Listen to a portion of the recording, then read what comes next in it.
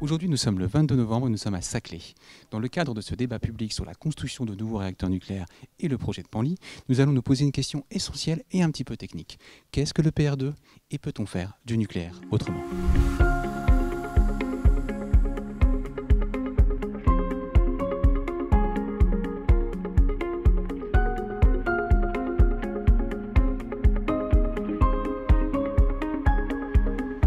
Je suis étudiant dans le nucléaire, donc je suis évidemment intéressé par tout ce qui a trait à cette industrie-là. Et je pense que c'est important pour notre industrie française et pour l'écologie de défendre ce genre de projet. C'est vrai qu'on est dans un environnement où on voit globalement des gens qui sont pro-nucléaire. Donc c'est aussi intéressant de se confronter peut-être à d'autres arguments.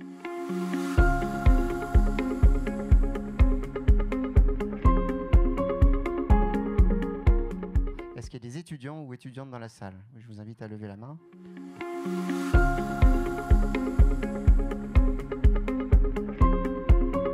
Qu'est-ce que c'est que le réacteur EPR2? Le réacteur EPR2, c'est un réacteur de la famille des EPR, une version optimisée du réacteur que l'on a construit à Flamanville 3. C'est une version optimisée par la prise en compte du retour d'expérience. L'EPR est une erreur stratégique. Cette vulnérabilité en cas de perte de refroidissement, du fait par conception d'absence de parade à l'accident grave, aurait dû conduire à une nouvelle conception basée sur une sûreté passive, ne réclamant pas la disponibilité d'une alimentation électrique. En effet, il y a 4 grands programmes actuellement complémentaires en France qui sont en fait 4 manières de faire du nucléaire. Et je dirais qu'elles sont chacune différentes dans la valeur qu'elles peuvent apporter à notre système énergétique.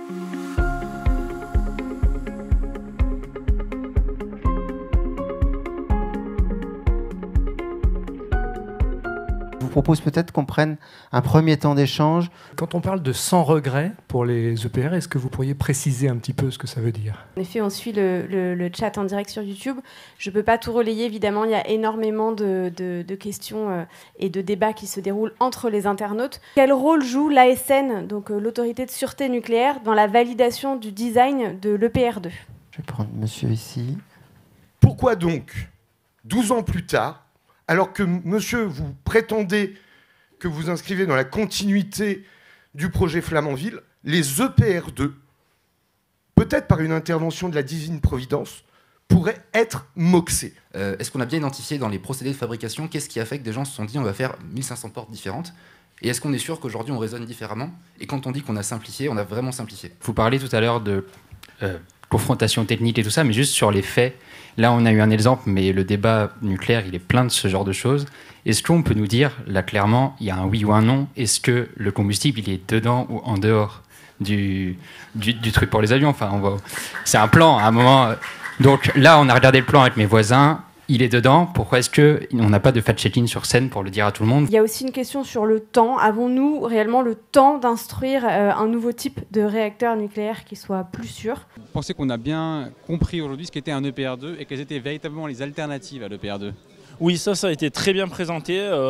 Moi, je travaille dans le nucléaire et tous les réacteurs qui ont été présentés, notamment sur le dernier temps, ça a été fait par la SFEN, ça a été fait aussi par l'IASN et c'était très clair. Et je pense que les alternatives à l'EPR2, elles sont intéressantes.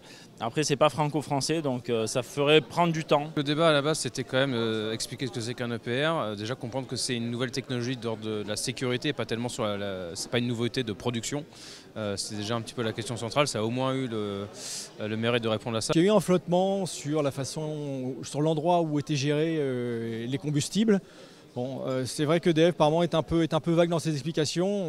Je ne suis pas sûr que nos amis d'EDF sachent non plus totalement comment sera le PR2 dans toutes ses composantes et en particulier dans ses composantes de sûreté. Il y a une chose qui est très bien, c'est qu'on a eu une information, il y a quand même un accès à l'information qui est quand même présent. Enfin, on a parlé de différents types de réacteurs, on a bien distingué ce qui était mature, ce qui n'était pas, ce qui relevait les différents avantages et inconvénients, mais il n'y avait pas ce côté garantie de l'information ou même au moins faire la distinction entre ce qui est vrai et ce qui relève des avis, quoi.